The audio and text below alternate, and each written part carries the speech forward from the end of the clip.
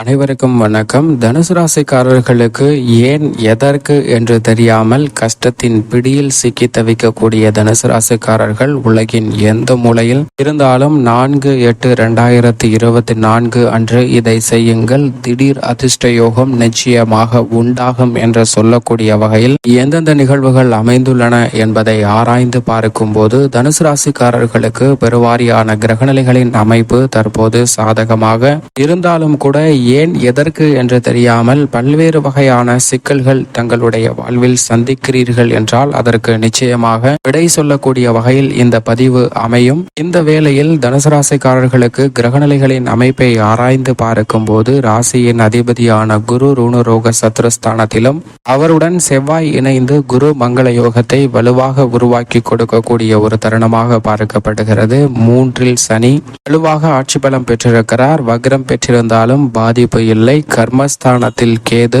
பாக்கியஸ்தானமாகிய 9ஆம் இடத்தில் சுக்கிரன் என பெருவாரியான கிரகநிலைகள் சாதகமாக சஞ்சரிக்கின்றன. ராகு சுகஸ்தானத்திலும் அஷ்டமஸ்தானத்தில் வித்யாகரகரான புதன் வக்ரம் பெற்றிருப்பதும் சூரியன் சந்திரன் அஷ்டமத்தில் நிலை கொண்டிருப்பதும் சற்று சாதகமற்ற அமைப்பாக இருந்தாலும் கூட பெருவாரியான கிரகநிலைகள் தனுசு ராசிக்காரர்களுக்கு இந்த வேளையில் மிகவும் சாதகமாக உள்ளன. அப்படி இருந்தும் கூட ஏன் எதற்கு என்று தெரியாமல் பல்வேறு வகையான சிக்கல்கள், சிரமங்கள், கஷ்டங்கள் என்னுடைய வாழ்வில் தினம் தினம் சந்தித்துக் கொண்டிருக்கிறேன் என்றால் நிச்சயமாக அதற்கு மிக முக்கியமாக இரு வகையான தோஷங்கள் பார்க்கப்படுகின்றன. முதலாவதாக கர்ம தோஷம். நாம் செய்த தவறுகள், பாவங்களால் நாம் வாழ்வில் சந்திக்கக்கூடிய கஷ்டம், சிரமம் போன்றவை கர்ம தோஷமாக பார்க்கப்படுகிறது. இதில் நாம் தெரியாமல் செய்த தவறுகள் கூட இருக்கலாம். அதன் காரணமாக அதன் விளைவாக சந்திக்கக்கூடிய பாதிப்புகள் கர்ம தோஷம் என்று பார்க்கப்படுகிறது. மற்றொன்று இரண்டாவதாக பித்ரு தோஷம்.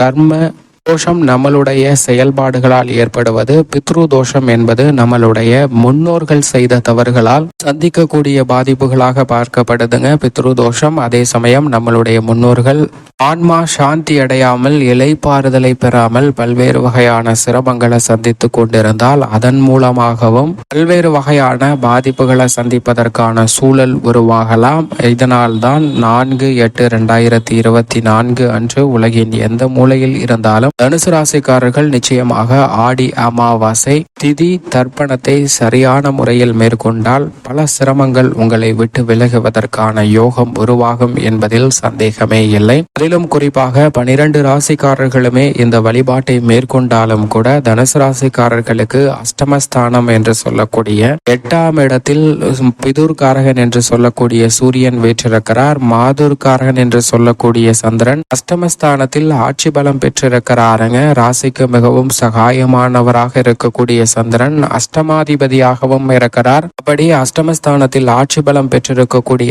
இந்த வேளையில் இந்த அமாவாசை திதியானது அனுசரிக்கப்படுகிறது. அன்றைய தினத்துல சரியான முறையில் தர்ப்பணம் கொடுத்தால் நிச்சயமாக பல சிரமங்கள் உங்களுடைய வாழ்க்கையை விட்டு விலகும். குறிப்பாக இந்த வருடத்துல 12 அல்லது 13 அமாவாசைகள் வருடத்திற்கு வரலாம். அப்படி வந்தாலும் கூட மிக முக்கியமான அமாவாசையாக தை அமாவாசை, ஆடி அமாவாசை, மகாலய அமாவாசை பார்க்கப்படுகிறது. இந்த 3 அமாவாசைகளிலும் தவறாமல் பித்ரு கர்மாவை, பித்ரு தோஷத்தை நிவர்த்தி செய்வதற்கான திதியை கொடுக்க வேண்டுங்க. அப்படி செய்தால் ஏன் எதற்கு என்று தெரியாமல் சந்திக்கக்கூடிய பல கஷ்டங்கள் நிச்சயமாக விலகும். இந்த வேளையில் நம்மளுடைய மனதில் இயல்பாக ஒரு கேள்வி தோன்றலாம். நான் செய்த தவறுகளுக்காக சிரமங்களை சந்திக்கிறேன் என்றால் அதை ஏற்றுக்கொள்வேன். ஆனால் என்னுடைய முன்னோர்கள் செய்த தவறுக்காக நான் ஏன் சிரமங்களை சந்திக்க வேண்டும்? அதை எப்படி ஏற்றுக்கொள்வது? அவர்களுக்கு ஏன் நான் திதி கொடுக்க வேண்டும் என்ற கேள்வி எழுந்தால் நிச்சயமாக அதற்கு பதிலாக இந்த பிரபஞ்சம் என்பது நம்மளுடைய முன்னோர்கள் கொடுத்த பொக்கிஷமாக தான் பார்க்கப்படுகிறது. நாம் வசிக்கக்கூடிய வீடு அல்லது நிலம், அனுபவிக்கக்கூடிய சொத்துக்கள், உடல், செல்வ வளம் என எதுவாக இருந்தாலும் நம்மளுடைய முன்னோர்கள் நமக்கு கொடுத்த வளமாக தான் பார்க்கப்படுகிறது. அப்படி அவர்கள் கொடுத்த வளன்களை நாம் அனுபவிக்க வேண்டும் என்று நினைக்கக்கூடிய தனுசு ராசிக்காரர்கள் அவர்களுக்கு சரியான முறையில் திதி தர்ப்பணம் கொடுக்கும் போது அவர்களுடைய ஆன்மாவும் இலைப்பாறுதலை பெறும், சாந்தியை பெறும். அதோடு மட்டுமல்லாது நமக்கும் திடீர் அதிர்ஷ்டம் உண்டாகும் என்பதுதான் யதார்த்தமான உண்மை. எனவேதான் இந்த ஆடி அமாவாசை விரதமானது மிக முக்கியமான ஒன்றாக பார்க்கப்படுகிறது. மேலும் இதில் இன்னும் சிலர் சொல்லலாம், என்னுடைய கர்ம வினைகளை நீக்குவதற்காக நான் பல தியானங்களை செய்கிறேன், பல தியாகங்களையும் செய்கிறேன். குறிப்பாக மற்றவர்களுடைய பசியை தீர்க்கக்கூடிய வகையில் பல்வேறு வகையான அன்னதானங்களை நான் செய்கிறேன். அப்படி செய்தாலும் கூட ஏன் எதற்கு என்று தெரியாமல் பல்வேறு வகையான கஷ்டங்கள் என்னை துரத்தி கொண்டு இருக்கிறது என்று சொல்லக்கூடிய தனுசு ராசிக்காரர்களுக்கு நிச்சயமாக இந்த பித்ரு தோஷத்தினால்தான் பல்வேறு வகையான பாதிப்புகள் ஏற்படுகிறது என்பதும் யதார்த்தமான உண்மை. ஏனென்றால் உலகிலேயே தலை சிறந்த தானமாக அன்னதானம் பார்க்கப்படுகிறது. அப்படி அன்னதானம் செய்வதால் நிச்சயமாக உங்களுடைய கர்ம பாதிப்புகள் விலகும் என்பது யதார்த்தமான உண்மை. ஆனால் அதே வேளையில் பித்ரு கர்மா என்பது நிவர்த்தி ஆகாதுங்க. எனவேதான் இந்த அமாவாசை திதிகளை மிக முக்கியமாக அனுசரிக்க வேண்டும். அப்படி அனுசரிப்பதால் பித்ரு தோஷம் விலகும், பல நன்மைகள் உங்களை தேடி வரும், பல வகையில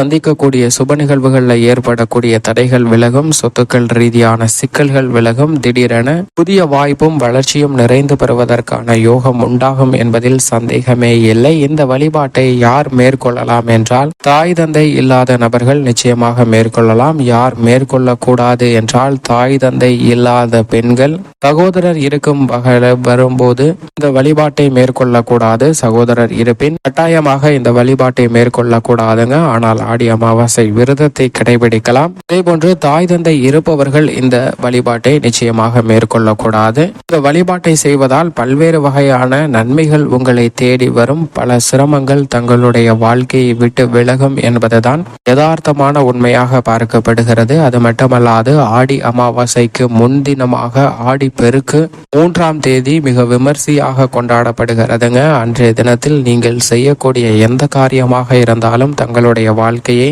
பல மடங்கு உயர்த்தி தரக்கூடிய வகையில் அமையும். புதிதாக வேலைக்கு இணையலாம், புதிய தொழில் துவங்கலாம், புதிதாக கட்டிடம் திறக்கலாம், புதிதாக பல்வேறு வகையான பணிகளை மேற்கொள்ளலாங்க. அதிலும் குறிப்பாக அட்சய திருதியை விட மிக முக்கியமான விமர்சையான தினமாக பார்க்கப்படுவது இந்த ஆடிப்பெருக்கு தினம். அன்றைய தினத்தில் தங்க நகை வாங்கலாம். அப்படி வாங்குவதால் தங்களுடைய வாழ்வில் செல்வ வளம் நிறைந்து பெறுவதற்கான யோகம் நிச்சயமாக கிடைக்கும் என்பதில் சந்தேகமே இல்லை. மேலும் இந்த 4ஆம் தேதி அன்று எப்படி இந்த விரதத்தை மேற்கொள்வது என்றால், அன்றைய தினத்தில் அதிகாலையிலே எழுந்து நீராடி நம்மளுடைய முன்னோர்களுக்கு தர்ப்பணம் கொடுத்துவிட்டு இறை வழிபாட்டை மேற்கொண்டு விட்டு அன்றைய தினத்தில் அன்னதானத்தையும் நீங்கள் செய்யலாம். அப்படி அன்னதானத்தையும் செய்வதால் ரெட்டிப்பு தோஷம் நீங்கி ரெட்டிப்பு நன்மை கிடைப்பதற்கான யோகம் கிடைக்கும் என்பதில் சந்தேகமே இல்லை. அதிலும் தனுசு ராசிக்காரர்களுக்கு அஷ்டமஸ்தானத்தில் நிலை கொண்டிருக்கக்கூடிய பிதுர்காரகன் மாதுர்காரகனால் நன்மை நிறைந்து கிடைப்பதற்கான யோகம் நிச்சயமாக உண்டாகும். பிதுர்